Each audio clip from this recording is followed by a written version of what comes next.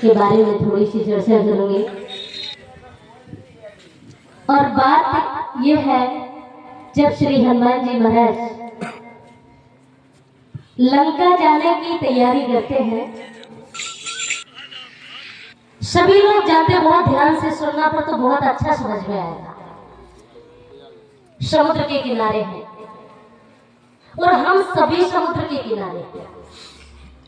उधर हनुमान जी श्री सीता जी की खोज करने के लिए जा रहे हैं, हम भी एक किनारे पर खड़े हैं, और जिस किनारे पर हम खड़े हैं वो माया का किनारा है, और बीच में भव सागर है, और हमें इसे पार करके भगवान के श्री धाम को पहुंचना है। पर पहुंचेंगे कैसे? शांति की खोज तो हम सभी कर रहे हैं। जैसे श्री हनुमान जी महाराज शांति रूपी श्री सीता जी की खोज करने के लिए जा रहे हैं, वैसे सभी शांति की खोज में है, पर शांति मिलेगी कैसे? शांति आएगी कैसे? श्री हनुमान जी महाराज समुद्र के किनारे नल, नील, जाम्बन, अंगद आदि सभी वानर समुद्र के किनारे खड़े हैं। पर चल ये रहा है, चर्चा ये हो रही है कि उस पार जाएगा कौन। और बहुत अच्छी बात है कि जब हमें कोई काम करना पड़ता है तो एक आदमी सिर्फ आगे हो जाए, पर पीछे से सब चलने लगते हैं। पर एक तो आगे होना पड़ता है, पर एक किसी न किसी को आगे होना पड़ता है। अभी चर्चा चल रही है कौन जाए, लंका जाएगा कौन? 100 योजन समुद्र है, ये कौन लंका करके उस पार जाएगा? अंगद ने कहा, और अंगद ने क्या कहा? बोले अंगद कहे जाओ मैं पारा, लेकिन जिया संशय कछु फिर तीरा। मैं जा तो सकता हूँ लेकिन लौटने में संशय है, मुझे लौटने में संदेह। जामवंत जी ने कहा कि ऐसा काम किस काम का कि लौटने में संशय हो, तो जाने से फायदा क्या? काम ऐसा करना चाहिए। दो प्रकार के काम जीवन में लोग करते हैं। एक वो काम करने वाले होते हैं कि शुरू तो कर देते हैं पर बाधा आने में बीच में छोड़ देते हैं, और एक वो लोग होते हैं कि डर के मारे शुरू ही नहीं करते, और एक वो लोग होते हैं कि अगर एक बार शुरू कर दिया तो कुछ भी हो धार पार करते हैं कि होना ही चाहिए। जैसे हनुमान जी महाराज ने अगर कहा गए, आए थे। और जामवंत जी ने अंगद जी की इस बात को सुना कि हम जा तो सकते हैं पर लौटने में संदेह है, तो जामवंत जी के लिए नहीं, अब अंगद जी के लिए नहीं, जामवंत जी हनुमान जी के लिए कह रहे हैं। और क्या बोले हनुमान जी से?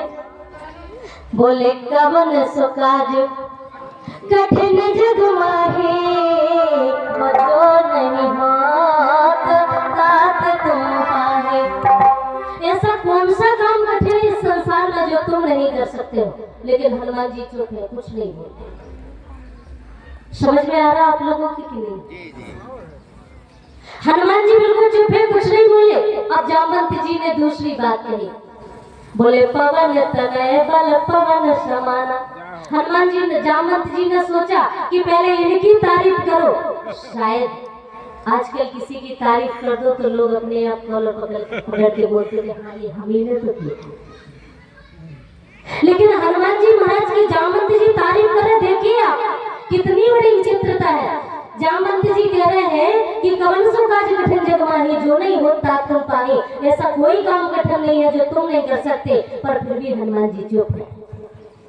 और फिर जामवंत जी ने अगली बात कही कि पिताजी की तारीफ करके देखो शायद बोल जाए। तो क्या बोले? पवन तनय बल पवन समान, आप पवन के पुत्र हो और आपका बल पवन के समान है। लेकिन हनुमान जी फिर भी चुप है।